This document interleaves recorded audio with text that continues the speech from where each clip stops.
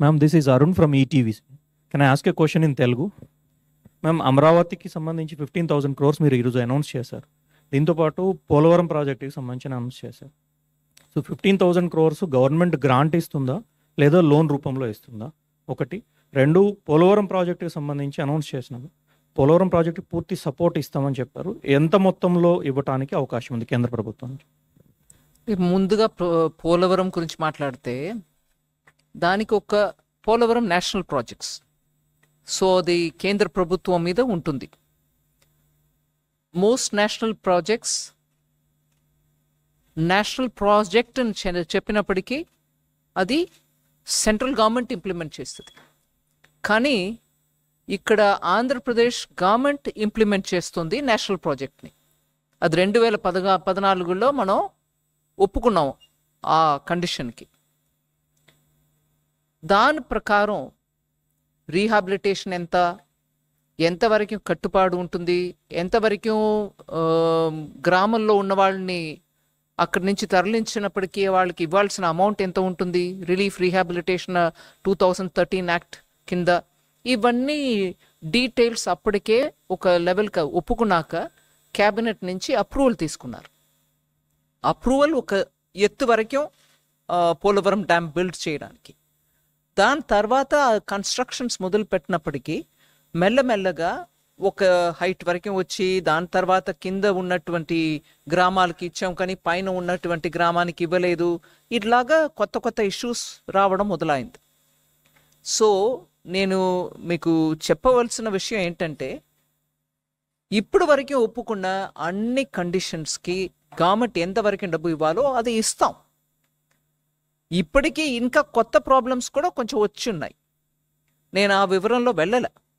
కానీ అది ఒక నేషనల్ ప్రాజెక్ట్, మేము ఒప్పుకున్నాం. సెంట్రల్ గవర్నమెంట్ అది తనకంటూ ఉన్నటువంటి ఒక ప్రాజెక్ట్ అని ఒప్పుకుంది. సో అది కంప్లీట్ చేయడానికి ఎంత అవుతుందో అంత మేము చేయాల్సిందే. తర్వాత అది గ్రాంటా లేదు సెంట్రల్ గవర్నమెంట్ మల్టీనేషనల్ బ్యాంకుల నుంచి తీసుకొస్తున్నారు ఏంటి అని అంటే, నేషనల్ ప్రాజెక్ట్ అన్నప్పటికీ ఖర్చు మాది కదా. సో గ్రాంటా అని అడగడానికి అక్కడ ఆస్కారం లేదు.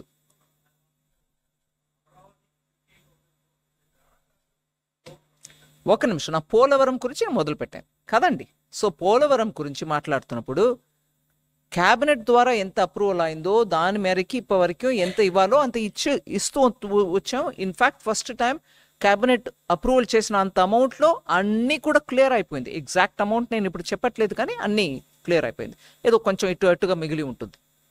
కానీ ఇప్పటి నుంచి అది ఎంత హైట్కి ఒప్పుకున్నారో అంత హైట్కి వెళ్ళడానికి, ఎందుకంటే ఒక 2-3 సంవత్సరమో అందుకు ముందో ఈ గవర్నమెంట్ ఆ గవర్నమెంట్ నేను మాట్లాడలే.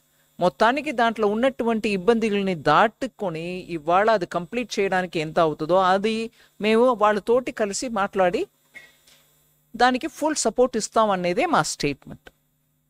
కరెక్ట్. రెండో ప్రశ్న ఏంటంటే, 15,000 goes for capital. Amaravati capital. Yes,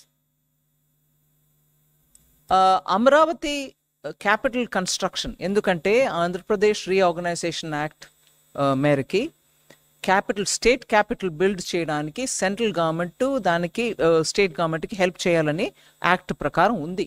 so capital city Amaravati buildup చేయడానికి మేము డెఫినెట్గా వాళ్ళకి అసిస్టెన్స్ ఇవ్వాలి. ఇప్పుడు నేను చెప్పిన 15,000 కోట్లు వరల్డ్ బ్యాంక్ అసిస్టెన్స్ తోటి మేము వాళ్ళకి తెప్పిస్తున్నాం. దానికి కౌంటర్ పార్ట్ ఫండింగ్ కూడా ఉంటుంది.